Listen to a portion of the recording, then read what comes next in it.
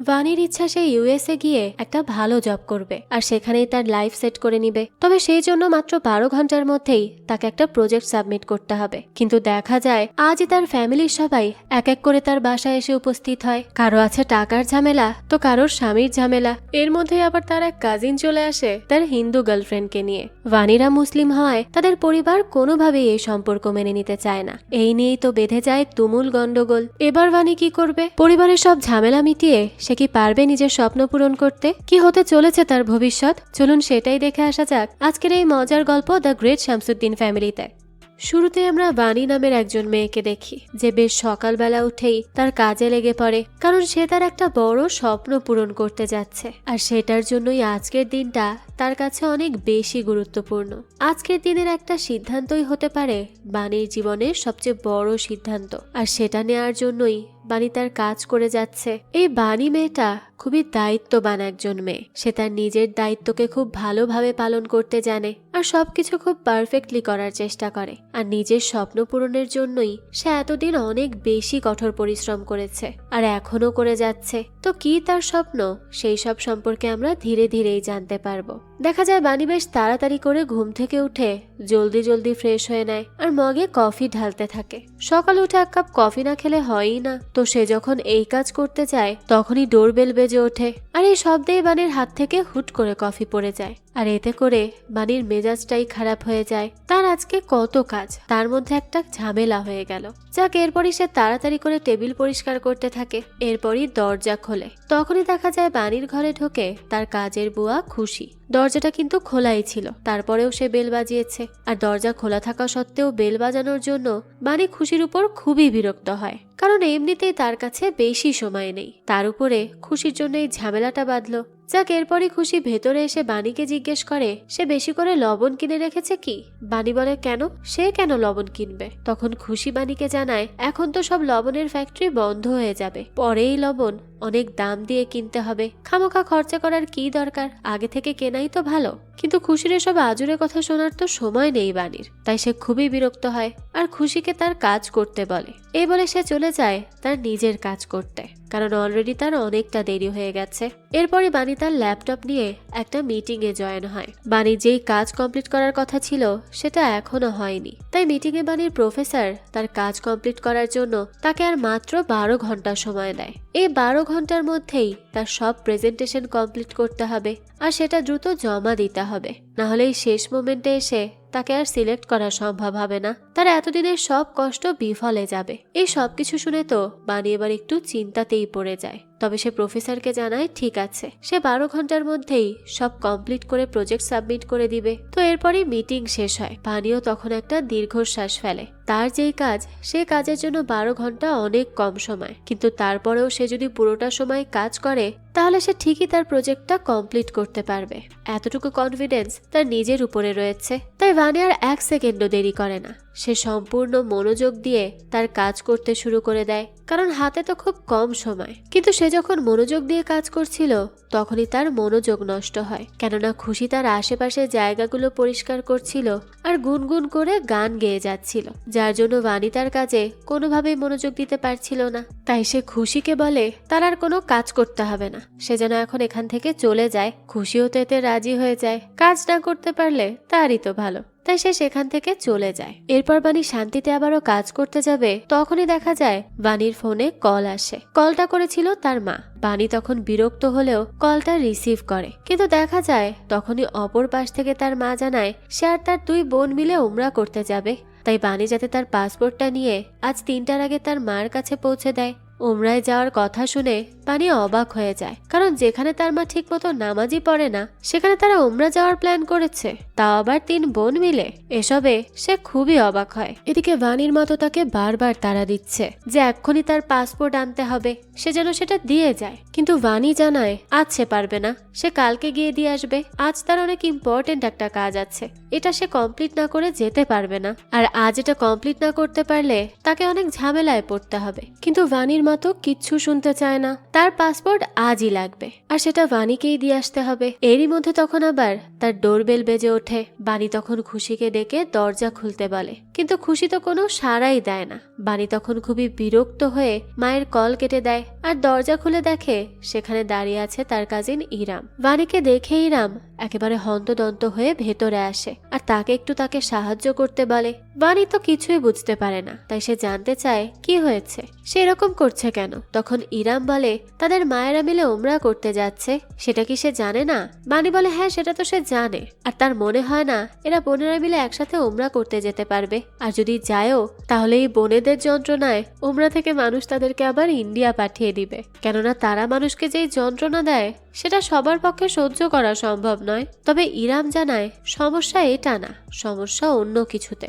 বাণী তখন আবার জিজ্ঞেস করে কি সমস্যা, সে তাকে খুলে বলুক। তখন ইরাম জানায় সে তার মায়ের ব্যাংক থেকে 25 লক্ষ টাকা বের করেছিল আর সেটা ভিকি নামের একজন বন্ধুকে দিয়েছে। তারা দুজন একসাথে বিজনেস করতে চেয়েছিল এ কারণে। আর আজ তার এক্স হাজবেন্ড তাকে তার মোহরানার টাকা দিয়েছে, 25 লাখ টাকা ক্যাশ। তাই তাকে এই ক্যাশ এখন ব্যাংকে জমা দিতে যেতে হবে, কারণ একটু পরে তার মা ব্যাংকে আসবে ক্যাশ তোলার জন্য। তখন যদি সে দেখতে পায় যে তার ব্যাংকে একটা টাকাও নেই তাহলে তো প্রবলেম হয়ে যাবে, তাই সে এত তাড়াহুড়ো করছে। এদিকে বাণী ইরামের কথা শুনে খুবই অবাক হয়, কারণ ইরাম একটা ছেলেকে এমনি এমনি কিভাবে 25 লাখ টাকা দিয়ে দিল, সে একবারও চিন্তা করলো না। তাই বাণী জিজ্ঞেস করে সে যে টাকাগুলো দিয়েছে বিজনেস পার্টনার হওয়ার জন্য, সেটার জন্য কি কোনো পেপারে সাইন করেছে? ইরাম জানায় না, করেনি। অর্থাৎ কোনো প্রমাণ ছাড়াই সে ভিকিকে এমনি এমনি এতগুলো টাকা দিয়ে দিয়েছে। এসব শুনে তো বাণীর মাথা খারাপ হয়ে যায়, তার প্রচন্ড রাগ হতে থাকে, কারণ এত ম্যাচিউর একটা মেয়ে এমন একটা কাজ কিভাবে করতে পারে সেটাই সে বুঝে পাচ্ছিল না। এদিকে ইরাম সব দোষ তার মা আর তার এক্স হাজবেন্ডকে দিচ্ছিল, কিন্তু ভিকিকে সে কোনোভাবেই খারাপ বানাতে চাচ্ছিল না। এদিকে সে ভিকি টাকা পেয়ে আর ইরামের কলও ধরছিল না, তার মানে সে হলো আস্ত একটা ফ্রড। আর এই সবকিছু শুনে বাণীও এবার শিওর হয়ে যায় যে ভিকি ইরামের সব টাকা নিয়ে পালিয়েছে। কিন্তু ইরাম তো এটা কোনোভাবেই মানতে চায় না। সে বাণীকে তার সাথে ব্যাংকে যেতে বলে টাকাগুলো তার মায়ের অ্যাকাউন্টে জমা দিতে, কিন্তু বাণীর তো কাজ ছিল তাই সে কোনোভাবেই যেতে চায় না, কারণ আজ কমপ্লিট করতে না পারলে তার অনেক ক্ষতি হয়ে যাবে। কিন্তু ইরাম তো কোনো কথাই শুনতে চায় না, সে অনেক রিকোয়েস্ট করে বাণীকে তার সাথে নিয়ে যায়। দেখা যায় বাণী আর ইরাম ব্যাংকের সামনে আসে, আর তখনই তারা জানতে পারে কিছু সমস্যা থাকার কারণে আজকে ব্যাংক বন্ধ, তাই কেউ কোনো ক্যাশ জমা দিতে বা উঠাতে পারবে না। এ কথা শুনে তো ইরাম এবার অনেক বেশি টেনশনে পড়ে যায়, আর কোনো উপায় না পেয়ে বাণী ইরামকে নিয়ে সেখান থেকে চলে আসতে নেয়। ঠিক তখনই দেখা যায় তাদের পেছন থেকে সরফরাজ নামের একজন ছেলে এসে তাদেরকে বলতে থাকে যে তারা চাইলে সে তাদের সাহায্য করতে পারে। এই কথা শোনার সাথে সাথে ইরাম আশার আলো খুঁজে পায় আর অনেক বেশি খুশি হয়ে যায়। কিন্তু বাণী তো কিছুতেই বিশ্বাস করতে পারছিল না অন্য কাউকে, তাই সে ইরামকে কারো কথা শুনতে মানা করে দেয়। কিন্তু ইরাম তো বাণীর কোনো কথা শোনে না, বরং বাণীকে জোর করে নিয়ে সরফরাজের সাথে চলে যায়। সরফরাজ এরপর তাদেরকে একটা দোকানে নিয়ে আসে। এরপর দোকানদার ইরামের কাছে সবকিছুর ডিটেলস চায়, কিন্তু কারো ব্যাংকে টাকা জমা দেওয়ার জন্য যা যা লাগবে তার কিছুই ছিল না ইরামের কাছে। আর দোকানদারও টাকা জমা দেওয়ার জন্য তাদের কাছে অনেক টাকা চাচ্ছিল, যার জন্য তখনই বাণী ইরামকে নিয়ে সেখান থেকে চলে আসতে চায়। কিন্তু ইরাম মোটেও আসতে চায় না, তাই বাণী খুব রাগ করে একাই চলে যায় আর বাইরে দাঁড়িয়ে থাকে। এদিকে দোকানদার ইরামের কি কি লাগবে সব বুঝিয়ে দিয়ে তাকে পাঠিয়ে দেয় সেগুলো জোগাড় করতে। ইরামও তখন দোকান থেকে বের হয়ে আসে, আর এরপর তারা দুজন মিলে বাসায়ও চলে যায়। কিন্তু বাণী তো কোনোভাবেই শান্ত থাকতে পারছিল না, কেননা এমনিতেই তার কাজের সময় শেষ হয়ে যাচ্ছে, সে কখন তার কাজ কমপ্লিট করবে সেটাই বুঝে উঠতে পারছে না। তার উপর একটার পর একটা ঝামেলা লেগেই আছে, এসব নিয়ে সে অনেক বেশি টেনশনে ছিল। তাই ইরাম বাসায় গিয়েই তার আরেকটা কাজিনকে কল দেয় বাণীর বাসায় আসার জন্য। এরপর ইরাম তার মাকে কল দেয় আর বলে সে যেন তার ছেলেকে একটু স্কুল থেকে পিক করে নেয়, তার একটা কাজ আছে, সে যেতে পারবে না। এ কথা শুনে ইরামের মা বলে সে কিভাবে পিক করবে, সে তো আজ ব্যাংকে যাবে টাকা উঠাতে। তখন ইরাম জানায় আজ ব্যাংক বন্ধ, তাই সে টাকা উঠাতে পারবে না। এই কথা শুনে ইরামের মা ইরামকে অনেক প্রশ্ন করতে থাকে যে সে কিভাবে জানে এসব, কার কাছ থেকে শুনেছে, ইত্যাদি ইত্যাদি। এত প্রশ্ন শুনে ইরাম তার মাকে কোনো মতে বুঝিয়ে কলটা কেটে দেয়। কিছুক্ষণ পর আবারও বেল বাজে।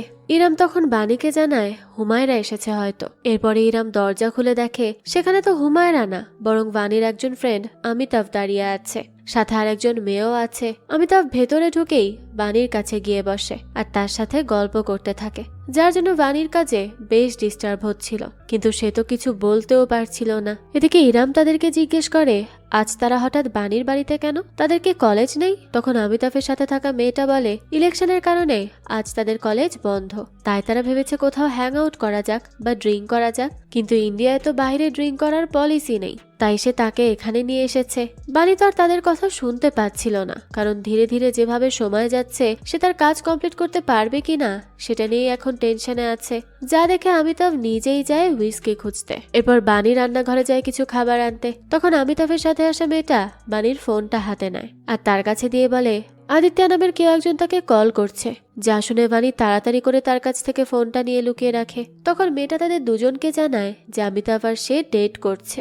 এ কথা শুনে বাণীর শখ হওয়ার কথা ছিল, কারণ অমিতাভ মেয়েটার টিচার ছিল আর তাদের মধ্যে বয়সের তফাৎ অনেক বেশি। কিন্তু এই সময় বাণী অবাক হয় না, কারণ সে তার কাজ নিয়ে অনেক টেনশনে ছিল, তাই সে তার কাজের কথা অমিতাভকে জানায়। কিন্তু তারপরেও তারা সেখান থেকে যেতে চায় না, যার জন্য অনেক বেশি হতাশ হয়ে যায় বাণী। তাই সে এবার তার রুমে গিয়ে রিল্যাক্সে কাজ করার চেষ্টা করে। এরই মধ্যে সেখানে হুমায়রাও চলে আসে। সে ভেতরে ঢুকে হন্তদন্ত হয়ে বাণী আর ইরামকে খুঁজতে থাকে। এদিকে অমিতাভ তার সাথে কথা বলার চেষ্টা করলেও সে তাকে কোনো পাত্তাই দেয় না। এরপরে হুমায়রা তাড়াতাড়ি করে ইরামের কাছে যায় আর তাকে সাহায্য করতে থাকে। তখনই বাণীর ফোনে আমরা আদিত্য নামের একজনের কল দেখতে পাই। হুমায়রা তার কথা জিজ্ঞেস করে, কিন্তু বাণী জানায় রং নাম্বার, তাই এই নিয়ে হুমায়রা আর কিছুই বলে না। সে তখন ইরামের পেপারে ইরামের মার সাইন কপি করে দিতে থাকে, অর্থাৎ এর আগের বারও হুমায়রা ইরামকে ইরামের মার সাইন কপি করে দিয়েছিল। এরপর ইরাম সব টাকা উঠিয়েছিল, অর্থাৎ ইরামের ব্যাপারে হুমায়রা সব জানতো। যে কথা শুনে বাণী খুবই অবাক হয় আর বলে ইরাম না হলে বোকা, কিন্তু সে এত কিছু জেনে কিভাবে ইরামকে এই কাজটা করতে দিল। হুমায়রা তো এই কথা শুনে থতমত খেয়ে যায়, তবুও সে ইরামের সাপোর্ট নিয়ে এই কথা বলে। বাণী তো এসব দেখে শুনে খুবই বিরক্ত হয়, তাই সে তাদের আর কিচ্ছু বলে না। হুমায়রাও তখন ইরামকে নিয়ে অন্য রুমে চলে যায়। এরপর তার কাছে শুনতে থাকে যে কি হয়েছে। এরই মধ্যে হুমায়রা আর অমিতাভের তর্কাতর্কি লেগে যায়, আর এসবের মধ্যে ইরাম তার সমস্যার কথা কোনোভাবেই খুলে বলতে পারছিল না হুমায়রাকে। তখনই আবার দেখা যায় কেউ একজন ঘরের বেল বাজায়। ইরাম তখন খুবই বিরক্ত হয়ে দরজা খোলে, আর তখনই সে দেখতে পায় বাণীর মা আসিয়া আর তার খালা উক্কু দাঁড়িয়ে আছে। তাদেরকে এ সময় এখানে দেখে সে তো খুবই ভয় পেয়ে যায়। তাদেরকে দেখে কোনো মতে টাকাগুলো লুকায় হুমায়রা। তারা দুজন ততক্ষণে ভেতরে ঢুকে পড়ে আর সবাইকে একসাথে বাণীর বাড়িতে দেখে তাদেরকে একের পর এক প্রশ্ন করতে থাকে। গার্জিয়ানরা আসলে যা করে আর কি। ইরাম আর হুমায়রা তো থতমত খেয়ে একের পর এক উল্টো পাল্টা উত্তর দিতে থাকে, যেটা দেখে আরো সন্দেহ করে তাদের মায়েরা। পরিস্থিতি সামলাতে হুমায়রা তখন যায় বাণীকে ডাক দিতে। এদিকে চালাক দুই বোন ঠিকই বুঝে যায় এখানে কিছু না কিছু চলছে, তাই তারা আরো নজর রাখতে শুরু করে তাদের উপর। এরপরে তাদের নজর পড়ে অমিতাভ আর তানিয়ার উপরে, তাই তারা ইরামকে ডাকে। তাকে তাদের কাছে এনে অমিতাভের দিকে ইশারা করে জিজ্ঞেস করতে থাকে এরা কারা। তখন ইরাম জানায় এরা বাণীর বন্ধু অমিতাভ। অমিতাভ নাম শুনেই চিনতে পারে বাণীর মা, কারণ সে বাণীর কাছে তার ব্যাপারে অনেক শুনেছে। এদিকে হুমায়রা দৌড়ে গিয়ে বাণীকে জানায় তাদের মা আর খালা এসেছে। এ কথা শুনে বাণী শান্তভাবেই বলতে থাকে যে তার মা তার কাছ থেকে পাসপোর্ট নিতে এসেছে, সমস্যা কি? তখন হুমায়রা অবাক হয়ে জিজ্ঞেস করে তার মায়ের পাসপোর্ট তার কাছে কেন? বাণী বলে আসলে মায়েরা মনে করে পাসপোর্ট তাদের কাছে থাকলে চুরি হয়ে যাবে, তাই তার কাছে রেখেছে। যাক, এরপরই বাণী বাহিরে আসে আর তার মাকে পাসপোর্ট দিয়ে জিজ্ঞেস করে যে তারা কিছু না বলেই চলে আসলো যে। তখন বাণীর খালা বাণীকে বলতে থাকে তাদের এখানে আসতে কি বাণীর পারমিশন নিতে হবে নাকি? যে কথা শুনে বাণীও আর কিচ্ছু বলে না। এদিকে বাণীর মা খালা মিলে তাদের প্রতিটা কথা ও কাজে সন্দেহ খুঁজে বের করছিল আর তাদেরকে বারবার অপমান করে যাচ্ছিল, যেটায় খুবই বিরক্ত হয় তারা। তবে তারা তাদেরকে কিছু বলতেও পারছিল না, কারণ তারা মুরব্বী। এরপরে দেখা যায় বাণী কোনো মতে তাদেরকে চা বানিয়ে দিয়ে বাড়িতে পাঠিয়ে দিতে চায়, তাই ইচ্ছা না থাকা সত্ত্বেও সে চা বানাতে যায়। এদিকে বাণীর মা খালা অমিতাভকে তাদের কাছে ডাকে আর তাকে অনেক প্রশ্ন করতে থাকে। অমিতাভ প্রথমে ইংলিশে কথা বলছিল, কিন্তু বাণীর মা খালা তো কিছুই বুঝতে পারে না। যেটা দেখে হুমায়রা আর ইরাম হেসে ফেলে। হুমায়রা তাদেরকে এবার জিজ্ঞেস করে এই হুট করে উমরা যাওয়ার প্ল্যান তারা কেন করলো, কারণ নামাজ তো তারা পড়েই না, সেখানে শুধু উমরা করতে যাবে। হুমায়রার কথা শুনে তো তার মা খালারা চেতে ওঠে আর বলতে থাকে কে বলেছে তারা নামাজ পড়ে না, তারা অবশ্যই নামাজ পড়ে। তখন বাণীর মা আসল কারণ জানায় যে তাদের ভাইয়ের বউ উমরা যেতে চায় আর তার ভাই সাথে সাথে রাজিও হয়ে গেছে তাকে পাঠানোর জন্য, কারণ আজকাল বয়স্ক হওয়ার পর একা একা উমরা যাওয়া যায় না, তাই তারা বোনরা মিলে ডিসাইড করেছে তারা উমরা করতে যাবে। তাদের কথা শুনে হুমায়রা ভালোভাবেই বুঝতে পারে ভাইয়ের বউয়ের সাথে হিংসা করে তারা বোনেরা মিলে হুট করে এই প্ল্যান করেছে, কিন্তু এখন তাদেরকে সেটা খুলে বলছে না। এর মধ্যে বাণী তাদের জন্য চা নিয়ে আসে। তখন আসিয়া সবার কাছে কেক খেতে চায় যেটা ইরাম বানিয়ে এনেছিল। অর্থাৎ বাণীর মারা যখন ইরামকে জিজ্ঞেস করেছিল সে এখানে কি করছে, তখন হুমায়রা একটা মিথ্যা বলে দিয়েছিল ভুলভাল যে ইরাম কেক বানিয়েছে আর সেটা দিতেই সে বাণীদের বাড়িতে এসেছে। তাই আসিয়া এখন সেই কেক খাওয়ার কথাই বলছে, যে কথা শুনে তো সবাই থতমত খেয়ে যায়। বাণী বলে কেক তো বিড়াল খেয়ে নিয়েছে। এ কথা শুনে তারা খুবই অবাক হয়, যেখানে আবার বিড়াল আসলো কোথা থেকে। তো তারা আর এটা নিয়ে কথা বাড়াতে চায় না, তাই বাণীকে বলে তাহলে কি তাদের শুধু চাই খাওয়াবে নাকি চায়ের সাথে কিছু খেতে দিবে। তখন বাণী তার পুরো ঘর খুঁজে কোথাও তেমন কিছু খাবারের জিনিস খুঁজে পায় না। ইরাম তখন ফ্রিজে খুঁজে একটা আপেল পায় আর সেটাই কেটে তাদের সামনে দেয়, যেটা দেখে আসিয়া আর রুক্কু দুজনেই হতাশ হয়। এদিকে বাণী তার কাজ নিয়ে প্রচন্ড টেনশনে ছিল আর অন্যদিকে তার মা খালারা তার কোনো পাত্তাই দিচ্ছিল না। তাই সে এবার সিদ্ধান্ত নেয় সে তাদেরকে সরাসরি এখান থেকে চলে যেতে বলবে, তাহলেই সে তার কাজ কমপ্লিট করতে পারবে। এদিকে বাণী তার কথা কমপ্লিট করার আগেই আবারও বেল বেজে ওঠে। সে দরজা দিয়ে উকি দিয়ে দেখে সেখানে তার আর একটা কাজিন শোয়েব দাঁড়িয়ে আছে। কি আর করার, সে দরজা খুলতেই শোয়েব তার পেছন থেকে একটা মেয়েকে বের করে আর তাকে তার সাথে পরিচয় করিয়ে দেয়। এখানে ঘটে আর এক নতুন ঝামেলা। শোয়েব যেই মেয়েটিকে নিয়ে এসেছে সে ছিল হিন্দু আর তারা দুজন কোর্ট ম্যারেজ করার জন্যই মেয়েটিকে নিয়ে পালিয়েছিল, কিন্তু কোর্টে সমস্যা থাকায় আজ তাদের বিয়েটা হয়নি। আর এখন মেয়েটা তার বাড়িতে ফিরতে গেলে তার বাবা মা তাকে বাড়িতেই ঢুকতে দিবে না, আরো অনেক ধরনের ঝামেলা করবে। তাই সে আর কোনো উপায় না পেয়ে তাকে বাণীর বাড়িতে নিয়ে চলে এসেছে। এসব শোনার পর বাণীর যে কি রিয়াকশন দেওয়া উচিত সেটা এখন বাণী নিজেও বুঝতে পারছে না। তো সে কিছু বলবে তার আগেই শোয়েব ভেতরে থাকা মানুষজনদের আওয়াজ শুনতে পায়। এরপর আমরা দেখি বাণী ওই মেয়েটাকে অন্য একটা রুমে রাখে আর শোয়েবকে নিয়ে সবার সামনে যায়। এই সময় শোয়েবকে বাণীর বাড়িতে দেখে উক্কু তাকে জিজ্ঞেস করে তারও কি বাণীর সাথে কাজ আছে নাকি। শোয়েব জানায় হ্যাঁ, সে তার বাণী আপার কাছে একটা কাজের জন্যই এসেছে। এ কথা শুনে আসিয়া বলে বাহ, আজ দেখছি পুরো খানদানের সবার অনেক কাজ রয়েছে বাণী আপার সাথে। এদিকে বাণী দৌড়ে হুমায়রার কাছে যায় তাকে সবকিছু খুলে বলতে, কিন্তু হুমায়রা তো এখানে তার হাজবেন্ডের সাথে কথা বলছিল আর খুব হাসছিল। তো বাণী তার কাছে যেতেই হুমায়রা হাসতে হাসতে বলে সে তৌসিফকে সব বলছে আজকের ঘটনাগুলো। তখন বাণী বিরক্ত হয়ে বলে তার রোমান্স শেষ হচ্ছে না আর এদিকে ঝামেলা বেড়েই চলেছে। বাণীর এই কথা শুনে হুমায়রা জানতে চায় কি হয়েছে। তখন বাণী ওই মেয়েটাকে টেনে হুমায়রার সামনে আনে, যেটা দেখে হুমায়রা তৌসিফের কল কেটে দেয় আর জানতে চায় এই মেয়েটাকে। এরপর বাণী হুমায়রাকে সব বলে, যেটা শুনে হুমায়রা আর বাণী মিলে যায় ওই মেয়েটির কাছে। মেয়েটির নাম পল্লবী আর সে একজন হিন্দু পরিবারের মেয়ে আর শোয়েবরা মুসলিম। শোয়েব তাদের কাজিন, সে একজন মুসলিম ছেলে হয়ে হিন্দু একটা মেয়ের সাথে 3 বছর ধরে প্রেম করেছে, আবার আজকে কোর্ট ম্যারেজও করতে চলে এসেছে। অথচ এইসব কথা তারা কেউ জানতো না, এমনকি তারা তো ঘুণাক্ষরেও টেরও পায়নি। সবকিছু শুনে হুমায়রা পল্লবীকে বোঝায় যে এখন তার বাসায় ফিরে যাওয়া উচিত। এরপর না হয় কোনো একদিন তারা সব ফিক্স করে কোর্ট ম্যারেজ করে নিবে। কিন্তু পল্লবী তো কিছুতেই বাড়ি ফিরে যেতে চায় না, কারণ তারা এটার জন্য 3 বছর ধরে অপেক্ষা করছে আর এখন এসে সে কিছু না করেই ফিরে যেতে পারবে না, কিছুতেই না। এসব শুনে হুমায়রা ইরামার বাণীর তো আর কোনো কথা বলারই থাকে না। এদিকে এখানকার প্রত্যেকটা মানুষকে কিছু একটা জগা খিচুড়ি বানাতে দেখে আসিয়া আর উক্কুর অনেক বেশি সন্দেহ হয় তাদের উপর যে তারা কিছু তো একটা ঘটলা পাকাচ্ছে। তাই উক্কু আসিয়াকে বলে শোয়েবের মা অর্থাৎ সোফিয়াকে কল দিতে, কারণ তাদের কাছেই সবকিছু মোটেও নর্মাল মনে হচ্ছে না, এরা কিছু তো একটা লুকাচ্ছে। আসিয়াও তখন সাথে সাথে তার বোনকে ফোন লাগায় আর দ্রুত বাণীর বাড়িতে চলে আসতে বলে। তখন উক্কু উঠে তাদের সামনে যেতে চায় যে তারা কি নিয়ে এত আলাপ আলোচনা করছে সেটা দেখার জন্য, আর তখনই তার পা কিছু একটার সাথে বেজে সে সেখানেই পড়ে যায়। তখন আসিয়া তাকে কোনো মতে সামলে আর একটা সোফাতে বসায়। এরপর উক্কু দেখতে পায় সে একটা ব্যাগের সাথে বেঁধে পড়ে গিয়েছিল। এই ব্যাগে কি আছে সেবার সেটা দেখার জন্য যায়। তারা সেই ব্যাগটাও খুলে ফেলে। এদিকে হুমায়রা, বানি আর ইরাম মিলে কথা বলছিল। তারা সোহেব আর পল্লবীকে নিয়েই কথা বলছিল। সোহেব এমন কিছু একটা করবে তারা তো কখনো ভাবতেও পারেনি, এমনকি কেউ টেরও পায়নি। এদিকে বানি তো সবচেয়ে বেশি বিরক্ত হচ্ছে যে সবকিছু তার সাথে আজই কেন হচ্ছে। তার তো আর কিচ্ছু ভালো লাগছিল না। এর মধ্যে হুট করেই আসিয়া আর অক্কু তাদের তিনজনকে ডাক দেয়। তারা তো ডাক শুনে ভীষণ ভয় পেয়ে যায়। তাও ভয়ে ভয়ে তারা ড্রয়িং রুমে গিয়ে উপস্থিত হয়। তখনই দেখে আসিয়া আর অক্কু তাদের সামনে ইরামের টাকা ভর্তি ব্যাগ নিয়ে বসে আছে। ইরাম তো এটা দেখে বেশ ভয় পেয়ে যায়, আর তার তো এবার কাঁপাকাঁপি শুরু হয়ে যায়। তখন হুমায়রা বলে সিরাজ ইরামকে তার মোহরানার সব টাকা ক্যাশ করে দিয়ে দিয়েছে। যে কথা শুনে অনেক বেশি অবাক হয় আসিয়া আর অক্কু, যে এতগুলো টাকা ব্যাংকে না দিয়ে কেউ ক্যাশে দেয় নাকি। এজন্য তারা সিরাজকে খুব বকতে থাকে। এরপর ইরামকে জিজ্ঞেস করে এই কথা কি তার বাবা মা জানে। ইরাম বলে না, তারা কেউ জানে না।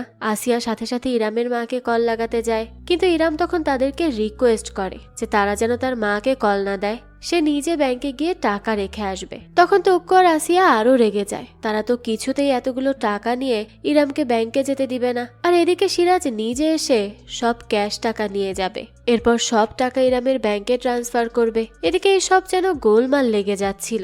সবাইকে সামাল দেওয়া গেলেও বানিরা তার মা খালাদেরকে কিছুতেই সামাল দিতে পারছিল না। তারা তো সবকিছু নিয়েই সন্দেহ করছিল, একের পর এক প্রশ্ন করে যাচ্ছিল। এরই মাঝে ঘটে যায় আর এক কাণ্ড। বানি পল্লবীকে অন্য একটা রুমে লুকিয়ে রাখলেও পল্লবীকে তার বাবা কল দিচ্ছিল, তাই সে সেটা জানানোর জন্য ড্রয়িং রুমে সবার সামনে চলে আসে। এদিকে নতুন আরো একটা মেয়েকে দেখে আসিয়া আর অক্কু তো তাদেরকে আরো প্রশ্ন করতে থাকে। তখনই সোহেব তাদের দুজনকে সত্যি সত্যি বলে দেয় যে পল্লবী আর তার অনেক দিনের সম্পর্ক, আর তারা দুজন বিয়ে করতে চায়। তাছাড়া তাদের ধর্মও আলাদা, তাই সোহেব পালিয়ে বিয়ে করতে এসেছে। এসব শুনে তারা দুজন তো খুবই অবাক হয়, কিন্তু তারা পুরো বিষয় না বুঝেই বানিকে সব দোষ দিতে থাকে যে বানি, হুমায়রা আর ইরাম মিলে সোহেবকে বিয়ে দেওয়ার জন্য এখানে এসেছে। মায়ের এমন কথায় খুবই বিরক্ত হয় বানি। যেখানে সোহেবের ব্যাপারে তারা জানতে পারলই এখন, সেখানে তার মা সব দোষ তাকে দিয়ে দিচ্ছে। এসব সে আর মোটেও নিতে পারছিল না, তবে কিছু বলতেও পারছিল না, কারণ সে খুব ভালো করেই জানে যে তার পুরো খানদান একেবারে পাগল। এই নিয়ে যখন তর্কাতর্কি হচ্ছিল তার মাঝে আবার ঘরের বেল বেজে ওঠে। এবার তো সবাই প্রচুর বিরক্ত হয় যে আবার নতুন কোন ঝামেলা নিয়ে কে না জানি এসে উপস্থিত হয়েছে। বানি তখন হালকা দরজা খুলে দেখতে পায় সেখানে তার খালা অর্থাৎ সোহেবের মা সোফিয়া দাঁড়িয়ে আছে। তাকে দেখেই তো বানি চিৎকার করে দ্রুত সবাইকে জানিয়ে দেয় যে সোফিয়া খালা এসেছে। আর এই কথা শুনে সবাই ঘরে সবকিছু লুকাতে থাকে যাতে সোফিয়া কিচ্ছু টের না পায়। ইরাম তখন তাড়াতাড়ি করে পল্লবীকে নিয়ে তাকে কোথাও লুকানোর চেষ্টা করতে থাকে। এদিকে বানি দরজার চেইনে সমস্যা হয়েছে বলে সোফিয়াকে বাইরে কিছুক্ষণ আটকে রাখে। এই জায়গায় খুব ফানি কিছু সিন ঘটে যায়। এরপর সবার সবকিছু গুছানো হয়ে গেলে বানি দরজা খুলে দেয়। সোফিয়া ভেতরে ঢুকেই সবাইকে একসাথে দেখে সেও ভীষণ অবাক হয় যে সব এখানে কি করছে। যাক, এরপরই সে গিয়ে বসে তার বোনেদের কাছে। আসিয়া, রুক্কো ও সোফিয়ার কাছে সব লুকিয়ে যায় শোয়েবের ব্যাপারে। সোফিয়া সে সময় পল্লবীকে দেখে ভাবে হয়তো সে ইরামের বান্ধবী, তাই সে এসব নিয়ে খুব একটা মাথা ঘামায় না। এরপরে আসিয়া সোফিয়াকে সিরাজের ব্যাপারে জানায়। যে কথা শুনে সোফিয়া এবার পুলিশকে ডাকতে চায়, কারণ সিরাজ ইরামকে ক্যাশে সব টাকা দিয়ে বেআইনি কাজ করেছে, সে ব্যাংকে দিতে পারত। এরপরই আসিয়া, উক্কু আর সোফিয়া এই তিন বোন মিলে সিরাজের গোষ্ঠী উদ্ধার করতে থাকে। তার নামে নানান ধরনের কথা বলতে থাকে। ইরাম তখন তাদেরকে ভরসা দেয় যে সে সব টাকা ব্যাংকে জমা দিতে পারবে, কোনো সমস্যা নেই, তাই খামোখা কোনো পুলিশ টুলিশ ডাকতে হবে না, এতে খামোখা ঝামেলা বাড়বে। তার এসব কথা শুনে সোফিয়াও তাদের সাথ দেয়, কিন্তু সোফিয়া হয়তো কিছু একটা আন্দাজ করতে পারছিল যে কিছু একটা আছে যা তারা সবাই তার কাছ থেকে লুকাচ্ছে। আর এই ব্যাপারটা আসিয়া আর উক্কুও বুঝতে পারে, তাই তারা মিলে সোফিয়াকে জোর করে নিয়ে যায় নামাজ পড়াতে। এদিকে বানি তো অনেক বেশি টেনশনে পড়ে যায়, তাই সে একা একটা জায়গায় দাঁড়িয়ে থাকে। সে কি করবে কিছুই বুঝতে পারছিল না। অলরেডি অনেকটা সময় চলে গেছে। হুমায়রা তাকে এই অবস্থায় দেখে তার কাছে আসে। সে বুঝতে পারে তার কিছু একটা হয়েছে, তাই সে তাকে সরাসরি জিজ্ঞেস করে যে তার কি হয়েছে। তখনই আমরা জানতে পারি আদিত্যা মূলত বানির এক্স হাজবেন্ড, আর সে আবারও ব্যাক করার জন্য বানিকে বারবার টেক্সট কল করছে। আর এই ব্যাপারটা অনেক বেশি বিরক্ত বানি, কারণ সে এখন মুভ অন করে ফেলেছে, আর এখন সে তার সম্পূর্ণ ফোকাস তার কাজে আর জবেই দিতে চায়। জবের কথা শুনে হুমায়রা খুবই অবাক হয় আর জিজ্ঞেস করে কিসের জব। তখন বানি জানায় সে ইউএসএতে জবের জন্য অ্যাপ্লাই করেছে, আর সেটার ইন্টারভিউয়ের জন্যই বানি একটা প্রজেক্ট রেডি করছিল। তার কাছে মাত্র 12 ঘন্টা সময় ছিল। সেই সময় থেকে এখন প্রায় অর্ধেক সময় চলে গেছে, আর এ কারণেই সে অনেক বেশি টেনশনে আছে। এর মধ্যে বাড়িতে এত ঝামেলা চলছে, সে কিভাবে কি করবে কিছুই বুঝতে পারছে না। এদিকে হুমায়রা বানির সম্পূর্ণ কথা না শুনেই তাকে বলতে থাকে যে সে কিভাবে নিজে নিজে তার পরিবার আর দেশ ছেড়ে অন্য একটা দেশে গিয়ে জব করার কথা ভাবছে, আর সে অ্যাপ্লাইও করে দিয়েছে। সে এটা কিভাবে করতে পারলো? আর এইসব বানি তার পরিবারের কাউকে জানায়ওনি, এমনকি হুমায়রাকেও না। তারা আসলে অনেক বেশি ক্লোজ। তো বানি তাদেরকে একথা জানায়নি, তাই সে বেশ কষ্ট পায়। বানিও তখন এটার জন্য সরি বলে হুমায়রাকে, কারণ তার জব কনফার্ম হলেই সে সবাইকে বলে দিতে চাচ্ছিল। কিন্তু হুমায়রা তো তা মানতে চায় না। এভাবে একা একা এত বড় ডিসিশন নেওয়াটা বোকামি হয়েছে বানির। সে একথাই বলতে থাকে। অন্তত একজন বড় বোন হিসেবে হুমায়রাকে তার বিষয়টা জানানো উচিত ছিল। এদিকে বানিও এখানে হুমায়রাকে বোঝানোর চেষ্টা করে, কিন্তু সে তো বানির কোনো কথাই শোনে না। উল্টো তার উপর রাগ করে সেখান থেকে চলে যায়। বানি তখন হতাশ হয়ে সেখানে একাই বসে থাকে। সে তো এখন আসলেই সিদ্ধান্তহীনতায় ভুগছে যে সে কি করবে। এত কষ্ট করার পর সে কি বিদেশ যাওয়ার সুযোগটা ছেড়ে দিবে নাকি কি করবে? এদিকে আসিয়া, উক্কু আর সোফিয়া মিলে গল্প করছিল, তাও সেই সিরাজের ব্যাপারে। এখানে আমরা বুঝতে পারি সিরাজ অর্থাৎ ইরামের এক্স হাজবেন্ডকে বিয়ে করানোর জন্য তারা তিনজনই তাদের ভাই অর্থাৎ ইরামের বাবাকে রাজি করিয়েছিল, যেখানে ইরামের এই বিয়েতে কোনো মতই ছিল না। তাও সে তার বাবার দিকে তাকিয়ে এই বিয়েটা করেছিল। এদিকে এখানে ফুপুদের সব কথা শুনতে পায় ইরাম, তাই সে সরাসরি তার ফুপিদের জিজ্ঞেস করে তাহলে তারাই তার বাবাকে রাজি করিয়েছিল সিরাজের সাথে তার বিয়ের জন্য। ইরামকে এখানে দেখে তো তারা অবাক হয়ে যায়। আসিয়া তখন ইরামকে বলে তারা তো ওই সময় বোঝেনি যে সিরাজ এত বড় ধোঁকাবাজ বের হবে, বুঝলে তো তারা কখনোই এমনটা করতো না। এসব শুনে ইরাম বলে তাদের এই ভুল সিদ্ধান্তের জন্য আজকে তার একজন ডিভোর্সি নারী হতে হয়েছে, একজন সিঙ্গেল মাদার হয়ে আছে সে। ইরাম তো চাইলে পারতো সেদিন সিরাজকে বিয়ে না করে সোহাবের মতো পালিয়ে বিয়ে করতে। শেষের এই কথাটা মুখ ফসকে বেরিয়ে যায় ইরামের মুখ থেকে, আর এই শুনে তো ফুপুরাও অবাক হয়ে যায়। এদিকে শোয়েবের কথা শুনে চোখ বড় বড় করে তাকায় সোফিয়া, আর বাকিটা শুনতে চায় যে ব্যাপারটা কি। আসিয়া আর উক্কু তো এবার ভয় পেয়ে যায়, কারণ তারাও তো সোফিয়াকে কিচ্ছু বলেনি। এরপর উক্কু সোফিয়াকে সব বলে শোয়েব আর পাল্লাবির ব্যাপারে। এই কথা শুনে তো সোফিয়া অনেক বেশি কষ্ট পায়। তখনই উক্কু তাকে জবাব দিয়ে দেয় যে ছোটবেলায় সে তার ছেলেকে ওভাবে ছেড়ে দিয়েছিল দেখেই আজ শোয়েবের এই অবস্থা। এই কথা শুনে সোফিয়া এবার খুব রেগে যায়, আর তাদের তিনজনের মাঝে তর্কাতর্কি লেগে পড়ে। শেষে সোফিয়া কাঁদতে শুরু করে, কারণ শোয়েবের বাবা ছোটবেলাতেই মারা যায়। আর এরপর সোফিয়া উপায় না পেয়ে দ্বিতীয় বিয়ে করে, আর এই কারণে সোফিয়া নিজের ছেলের তেমন যত্ন নিতে পারেনি। এই কারণে তার সবসময় খারাপ লাগতো, আর এখন বোনেদের এমন কথা শুনে তার আরো বেশি খারাপ লাগতে থাকে। এই ব্যাপারটা তখন আসিয়া আর উক্কুও বুঝতে পারে। তখন তারা নিজেরা শান্ত হয়ে সোফিয়াকে সান্ত্বনা দিতে থাকে। বোনেরা তো এমনই হয়। এদিকে ড্রয়িং রুমে ইরাম আর হুমায়রা ব্যস্ত ছিল, কারণ সরফরাজ বানিকে কল করে জানিয়েছে ইরাম যাতে এক্ষুনি সব কাগজপত্র নিয়ে তাদের দোকানে চলে আসে, সব কাজ হয়ে গেছে। তাই ইরাম আর হুমায়রা মিলে সবকিছু রেডি করতে থাকে। এদিকে শোয়েব আর পাল্লাবি একসাথে বসেছিল। তখন সোফিয়া তার সামনে আসে আর বলে সে পাল্লাবিকে কখনো বিয়ে করতে পারবে না, আর সে যদি এই কথা চিন্তাও করে তাহলে সে বিষ পান করবে। শোয়েব এসব শুনে বুঝতে পারে তার মা সব জেনে গেছে, কিন্তু সে মোটেও ঘাবড়ায় না। সে সোজা দাঁড়িয়ে তার মাকে বলে সে বিষ পান করলে করতে পারে, কিন্তু সে পাল্লাবিকেই বিয়ে করবে। এই কথা শুনে তো সোফিয়া সহ সবাই অবাক হয়ে যায়, আর শোয়েবের দিকেই তাকিয়ে থাকে। তখন সে অনেক কষ্ট নিয়ে জানায় ছোটবেলা থেকে সে তার মাকে পাশে পায়নি, সে একা একাই বড় হয়েছে আর এই পর্যন্ত এসেছে। তাই এখন তার মায়ের কোনো অধিকার নেই তার লাইফের ডিসিশন নেওয়ার। শোয়েবের এরকম কথা শুনে উক্কু তাকে ধমক দেয় তার মার সাথে এভাবে কথা বলার জন্য। এরই মাঝে আরো একবার বেল বেজে ওঠে, যেটা শুনে শোয়েব চলে যায় দরজা খুলতে। তখনই তার মা তাকে আটকায়, কারণ সেখানে পাল্লাবির বাবা মাও থাকতে পারে, আর তারা যদি শোয়েবকে দেখে তাহলে তার ক্ষতি করতে পারে। তখন আর কি করার, বানি গিয়ে দরজা খুলে দেয়। সেই সময় আমরা সেখানে ইরামের মা নাবিলাকে দেখি। এদিকে ইরাম আর হুমায়রা মিলে টাকা নিয়ে বের হতেই নিচ্ছিল, এমন টাইমে মায়ের আগমন দেখে ইরাম তো এবার পুরো শেষ প্রায়। সে যে কি করবে কিচ্ছু বুঝে উঠতে পারছিল না। নাবিলার পর ভেতরে ঢুকে সবাইকে দেখে, আর এত মানুষ এখানে দেখে তো সেও অবাক হয়ে যায় যে পুরো পরিবার এখানে কি করছে। এরপর সে ইরামকে বলে সে তার ছেলেকে একা রেখে এখানে এসে বসে আছে কেন, তার নাকি কোথাও কাজ আছে, তো সে এখানে কি করছে। তখনই আমরা জানতে পারি সোফিয়াই আসলে নাবিলাকে কল করেছিল এখানে আসার জন্য, কিন্তু নাবিলা যে সত্যি সত্যি চলে আসবে তা তো সে বুঝতে পারেনি। এদিকে নাবিলা সবাইকে এরকম গম্ভীর হয়ে থাকতে দেখে কিছুই বুঝতে পারে না, তাই সে জিজ্ঞেস করে কি ব্যাপার, কি হয়েছে সবার। তখন আসিয়া নাবিলাকে জানায় শোয়েব আর পল্লবীর ব্যাপারে। নাবিলা তো এই সবকিছু শুনে শোয়েবকে বলে সে খুব খারাপ কাজ করেছে। তখনই নাবিলার চোখ পড়ে টেবিলে থাকা একটা জিনিসের উপর, একটা কাগজ। নাবিলা সেই কাগজটা তুলে দেখতে পায় সেখানে তার মতো হুবহু সাইন দেওয়া। এদিকে মায়ের হাতে কাগজটা দেখে ইরামের তো এবার যায় যায় অবস্থা, কারণ পেপারে লেখা ছিল নাবিলা এখন পঙ্গু হয়ে আছে, তাই সে তার মেয়েকে পাঠিয়েছে টাকা জমা দিতে। বুঝুন কি অবস্থা, মা সুস্থ থাকা অবস্থাতেও তাকে পঙ্গু বানিয়ে দিয়েছে মেয়ে। এগুলো পরে নাবিলা তো রেগে মেগে ফায়ার। সে ইরামকে জিজ্ঞেস করে কি ব্যাপার, এসব কি। তখন ইরাম বলে সিরাজ তাকে তার মোহরানার টাকা সব ক্যাশে দিয়েছে, তাই সে টাকাগুলো তার অর্থাৎ নাবিলার ব্যাংকে জমা দেওয়ার জন্য এসব করেছে। যে কথা শুনে নাবিলা বলে টাকা জমা করতে হলে তো ইরাম তাকেই বলতে পারত, এখানে তাকে পঙ্গু বানানোর কি আছে। আর সিরাজ তাকে এতগুলো টাকা ক্যাশে দিয়ে দিল, আর সে সেটা নিয়েও নিল কেন।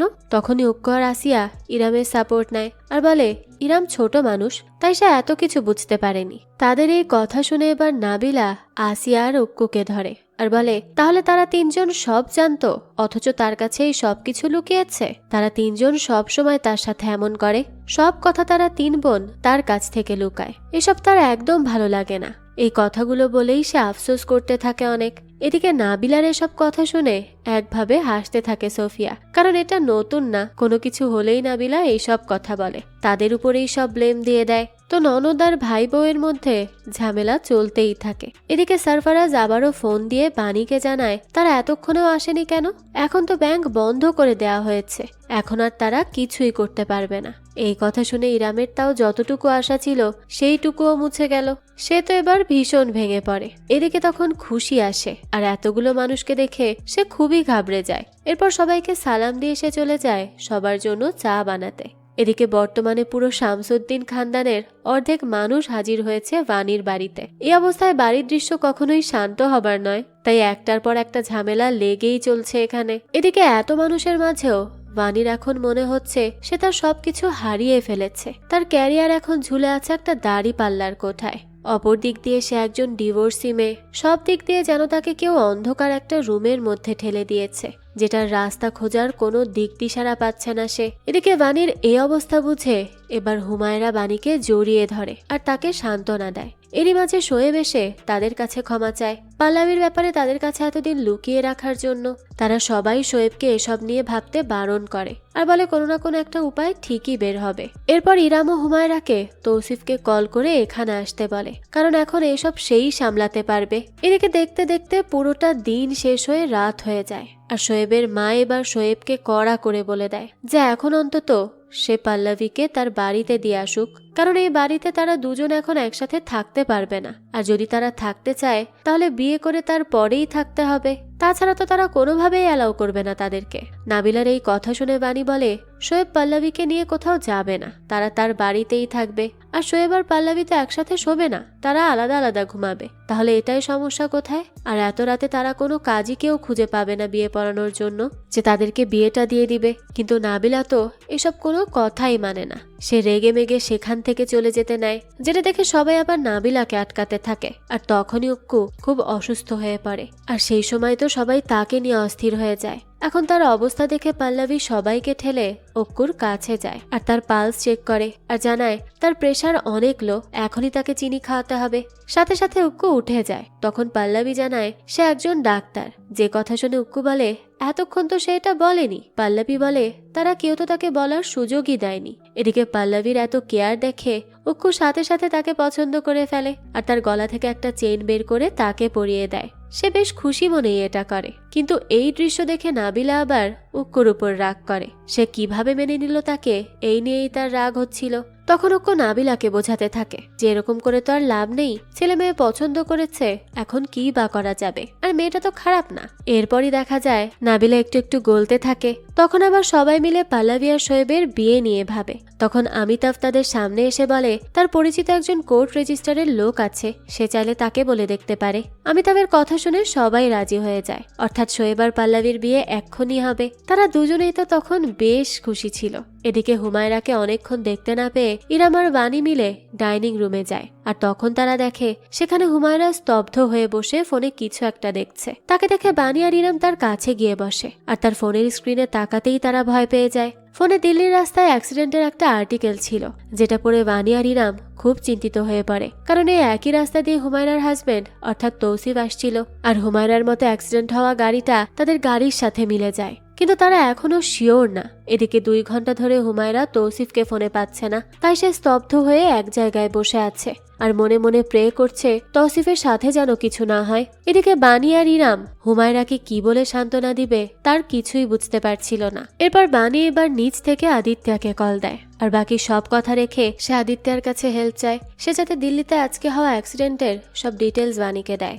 আদিত্য তখন বানিকে জানায় সে সব জেনে কিছুক্ষণ পরই তাকে কল করবে। এরপরই বানি কল কেটে দেয়। এদিকে হুমায়রা বানিকে বলে সে যাতে তার প্রজেক্টটা রেডি করে ইউএসএ তে জবের জন্য অ্যাপ্লাই করে, যেখানে কিছুক্ষণ আগেই হুমায়রা বানির এই সিদ্ধান্তের জন্য নারাজ ছিল, সেখানে এখন সে নিজেই বানিকে এটা করতে বলছে। বানি বুঝতে পারে এই সময় হুমায়রার মনে কি চলছে। এদিকে ইরামও তার জীবন নিয়ে অনেক ডিপ্রেস ছিল। এখন ছাদে শুধুমাত্র 3 জন মেয়ে মানুষকে দেখতে পাই আমরা, যাদের 3 জনের ভেতরেই আছে চাপা আর্তনাদ, কিন্তু কেউ চিৎকার করতে পারছে না। এদিকে উক্করা সবাই হুমায়রা ইরাম বানিকে নিচে ডেকে পাঠায়, তাই তারা সবাই নিচে চলে আসে। তারা নিচে আসতেই উক্কু বানিকে পাল্লবীকে ডেকে নিয়ে আসতে বলে। এদিকে হুমায়রাকে এভাবে মনমরা হয়ে থাকতে দেখে সবাই তাকে জিজ্ঞেস করে যে কি হয়েছে তাকে এমন মনমরা লাগছে কেন, কিন্তু হুমায়রা তো কাউকে কিচ্ছু বলতে পারে না। এরপর সবাই উপস্থিত হয় সেখানে। এদিকে হুমায়রার কি হয়েছে সেটা বুঝতে পারে না কেউ। তখনই বানির ফোনে কল আসে আদিত্যার। হুমায়রা এবার বানির দিকে তাকায়। বানি আদিত্যার কথা শুনতে যাবে, তখনই রুমের দরজা খুলে ঢোকে কেউ। হুমায়রা তখন আশার আলো নিয়ে সেখানে তাকাতেই দেখতে পায় খুশি আসছে। হুমায়রা আবারও হতাশ হয়ে যায়, আর তখনই আমরা তার পেছনে আসতে দেখি তৌসিফকে, যাকে দেখে তো ইরাম চিৎকার করে তৌসিফের কাছে যায়। এদিকে হুমায়রা তৌসিফকে দেখে তার দিকে তাকিয়েই থাকে। প্রিয় কিছু হারানোর ভয় করে যখন জিনিসটা আবারও কেউ পেয়ে যায়, তখন যেরকম লাগে হুমায়রারও এখন সেরকমই লাগছে, তবে সে সেটা প্রকাশ করতে পারছে না। এদিকে তৌসিফ ভেতরে ঢুকে সবাইকে সালাম দিয়ে হুমায়রাকে এভাবে চেয়ে থাকতে দেখে বলে হুমায়রা তাকে এত কল মেসেজ দিয়েছে সে ধরতেই পারেনি, ফোন সিটের একটা কোনায় পড়ে গিয়েছিল এ কারণে। কিন্তু এবারও হুমায়রা কোনো রিয়াকশন দেয় না, যার জন্য তৌসিফ আবারও ক্ষমা চায় তার কাছে। এদিকে বানি তৌসিফকে দেখে দীর্ঘশ্বাস ফেলে। সে আদিত্যকে পরে কল করবে বলে কল রেখে দেয়। এরপর সে আবারও ছাদে চলে যায় আর স্মোক করতে থাকে। সেখানে আমরা অমিতাভকেও দেখি। বানি স্মোক করতে করতে অমিতাভকে জানায় তার ইউএসএ তে জব অ্যাপ্লাইয়ের ব্যাপারে। যে কথা শুনে অমিতাভ বানিকে জিজ্ঞেস করে সে বাইরে গিয়ে জব করে কি করবে। তখন বানি জানায় সে নিজেকে খুব বিরক্তিকর একজন মানুষ মনে করে। সে সব সময় ভয় পায় যে তার কথায় কেউ আবার কষ্ট পেল নাকি, কারো খারাপ লাগলো নাকি। আর এখানে সবকিছু তার এখন বিষাদ লাগে, তাই সে নতুন জায়গায় গিয়ে নতুন ভাবে তার ক্যারিয়ার গড়তে চেয়েছিল। আর সেটার জন্য সে টানা 6 মাস কাজও করেছে, কিন্তু শুধুমাত্র 12 ঘন্টার জন্য আজ সে চাকরিটা পেয়েও পেল না। তার মধ্যেই তো বাড়িতে এত কিছু ঘটে গেল। বানির কথায় অমিতাভ কিছুটা হাসে আর বলে সে যে এইসব ভাবছে সেগুলো তার ভুল ধারণা। সে পৃথিবীর যেই প্রান্তেই যাক না কেন সব জায়গায় সে মানুষ খুঁজে পাবে, আর মানুষরা সব এক, কিন্তু তাদের মন আলাদা। আজ সে বানির পুরো পরিবারকে দেখেছে, আর এসব দেখে সে রিয়েলাইজ করেছে এরকম একটা হাসি খুশি পরিবার থাকাটা কতটা ভাগ্যের ব্যাপার, যেটা সবার হয় না। আর এদিকে বানি এই সবাইকে ছেড়ে চলে যেতে যাচ্ছে। সে বানিকে কোনো পথ দেখাবে না, কিন্তু সে উপদেশ দিতে পারবে, বাকিটা তার ইচ্ছা। এই বলেই অমিতাভ গান গাইতে থাকে। এবার বানি অমিতাভের কথায় রিয়েলাইজ করতে পারে যে পরিবার থেকে দূরে থেকে কখনোই খুশি থাকা যায় না, আর যেটা তার ভাগ্যে নেই সেটা 12 ঘন্টা কেন 1 সেকেন্ডেও বাদ হয়ে যেতে পারে। তাই বলে তো আর তার পুরো ক্যারিয়ার নষ্ট হবে না। এরপর অনেক চিন্তা ভাবনা করে বানি আর অমিতাভ নিচে চলে আসে, যেখানে অলরেডি বাড়ির সবাই মিলে শোয়েব আর পল্লবীর বিয়ের আয়োজন শুরু করে দিয়েছে। এদিকে ইরামও খুশিতে লাফাচ্ছে, কারণ ফাইনালি ভিকি তার কল রিসিভ করেছে আর তাকে জানিয়েছে সে ইরামের সব টাকা ফেরত দিয়ে দিবে। এ কথা শুনে বানি ইরামকে জিজ্ঞেস করে ভিকি কি তার সব টাকা টাকা ক্যাশে দিবে নাকি? ইরাম জানায় হ্যাঁ, কারণ সেও তো ভিকিকে সব টাকা ক্যাশে দিয়েছিল। যে কথা শুনে বানি আবারও দীর্ঘ নিঃশ্বাস ফেলে, কারণ এই ক্যাশ টাকা নিয়ে আজকের ঘটনার মূল কাহিনী শুরু হয়েছিল। সেখানে সামনে আবার ক্যাশের কাহিনী আসতে চলেছে। যাক, এরপর আমরা দেখতে পাই বিয়ের আয়োজন শুরু হয়ে গেছে। একেবারে উৎসব মুখর একটা পরিবেশ। সবাই তো নাচ গান শুরু করে দেয়। দিনের শুরুটা সবার অন্যরকম ভাবে হলেও শেষটা পরিবারের সবাই মিলে একসাথে হাসি খুশি ভাবে এনজয় করতে থাকে। আর এরই সাথে আমাদের আজকের এই গল্পটাও এখানেই শেষ হয়ে যায়। আসলে পরিবার তো এমনই হয়, সব সময় কোনো না কোনো ঝামেলা লেগেই থাকবে, কিন্তু বিপদে কেউ কারো পাশ থেকে যাবে না। সবাই মিলে একসাথে হয়ে যে কোনো সমস্যার সমাধান করবে, হাজার ঝগড়ার পরও মিলে মিশে থাকবে। যাক, এই তো ছিল আজকের গল্প। এই গল্পটা আপনাদের কাছে কেমন লেগেছে সেটা অবশ্যই আমাদেরকে কমেন্ট করে জানাবেন। যদি এতটুকু ভালো লেগে থাকে তাহলে একটা লাইক দিয়ে যাবেন। আর হ্যাঁ, আমাদের এই চ্যানেলে কিন্তু প্রতিনিয়তই নতুন নতুন ভিডিও আপলোড করা হয়। সেই সব ভিডিওর আপডেট পেতে আমাদের চ্যানেলটিকে সাবস্ক্রাইব করে বেল আইকনে অল দিয়ে রাখতে কিন্তু ভুলবেন না। আর একটা কথা, আমাদের সকল ভিডিওর আপডেট পেতে জয়েন করতে পারেন আমাদের হোয়াটসঅ্যাপ চ্যানেলে, লিংক ডেসক্রিপশন বক্সেই দেওয়া আছে। আজকে তাহলে এই পর্যন্তই, আবারও হাজির হব নতুন কোনো ভিডিও নিয়ে। সেই পর্যন্ত সবাই ভালো থাকবেন আর আমাদের চ্যানেলের সাথেই থাকবেন। ধন্যবাদ।